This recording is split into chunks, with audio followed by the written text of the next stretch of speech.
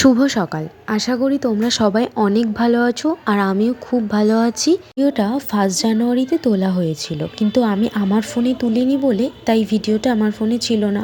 আমার মিস্টারের তো হুঁশই থাকে না তার ফোনে আমার কোন ভিডিও তোলা থাকে, তার ফোন খুঁজে আমিই বের করেছি।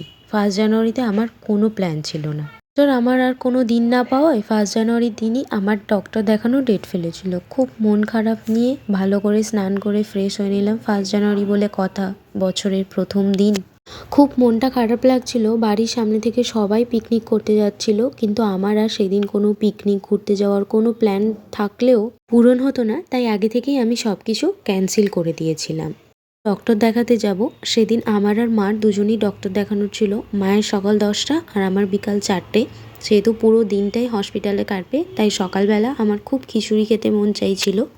শীতে সব রকম সবজি দিয়ে বানানো খিচুড়ি আর তার সাথে একটু ঘি আর মটরশুঁটি, উফ কি যে দারুণ খেতে। খুব দেখেই কেমন যেন লোভ চলে আসছিল। নিউ ইয়ার বলে সবার ফোন এসে যাচ্ছিল আমার কাছে, আজকে নাকি আমার কি প্ল্যান। আমি সবাইকে উত্তর দিতে দিতে ভুলেই গিয়েছিলাম যে আমার নিউ ইয়ারে সত্যিই কোনো প্ল্যান নেই। যাই হোক, মন খারাপ নিয়ে একটু বসে বসে ফল খেয়ে নিলাম আর ডাক্তারের কাগজগুলোও সমস্ত কিছু চেক করে নিলাম সব ঠিকঠাক আছে কিনা। আমার ফ্রুটসের মধ্যে ছিল কলা, খেজুর, কালো আঙুর আর কমলা লেবু। এখন শুধু আমি আমার নিজের কথাই বলে গেলাম।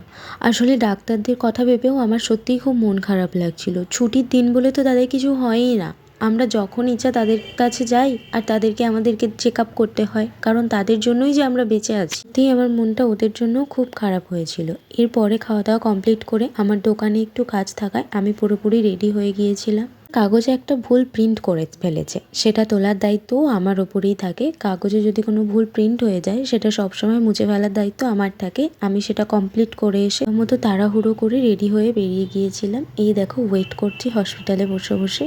1 জানুয়ারি বলে কথা, তাই হসপিটালেও আমাদের ছোট্ট ছোট্ট পিকনিক তো হতেই হবে। শুনে সবার হয়তো হাসি পাবে, না পিকনিক না, ন্যাচারালি আমার মাথাটা খুব ধরেছিল, তাই আমি ব্ল্যাক কফি আর মা একটা নর্মাল টি খেলো আর সাথে ছিল ভেজ স্যান্ডউইচ। টেস্টটা সত্যিই খুব দারুণ ছিল।